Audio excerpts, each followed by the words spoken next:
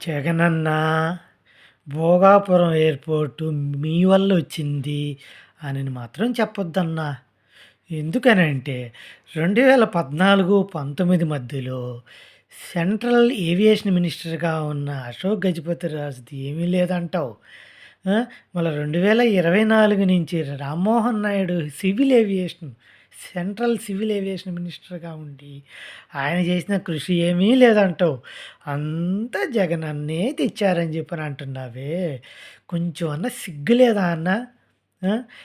2014, 19 మధ్యలో భోగాపురం ఎయిర్‌పోర్ట్ ఎందుకు? ఆల్రెడీ విశాఖపట్నంలో ఒక ఎయిర్‌పోర్ట్ ఉంది. దాని నుంచి ఒక 20 నాటికల్ మైల్స్ అని చెప్పని ఏదేదో మాట్లాడి, కొచ్చి ఎయిర్‌పోర్ట్ 800 ఎకరాల్లో ఉందంటావు. చెన్నై ఎయిర్‌పోర్ట్ ఇన్ని ఎకరాల్లో ఉందంటావు. మనకెందుకు 3500 ఎకరాల ఎయిర్‌పోర్ట్ అని చెప్పని. ఆ!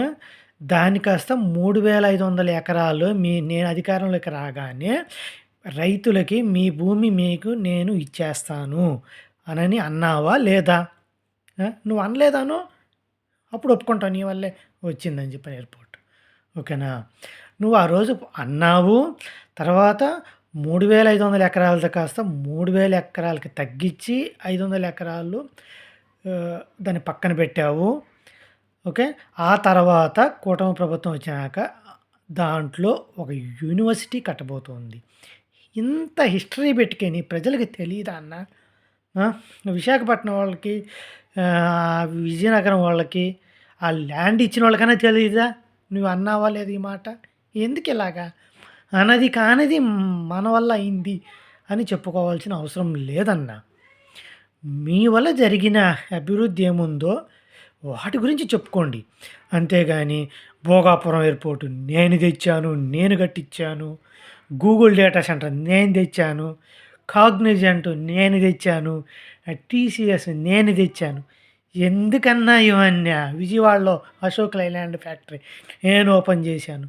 ఇటువంటి అబద్ధాలు చెప్పే బదులు మీరు నిజంగా తెచ్చిన వాటిల్లోనే చెప్పుకోండి.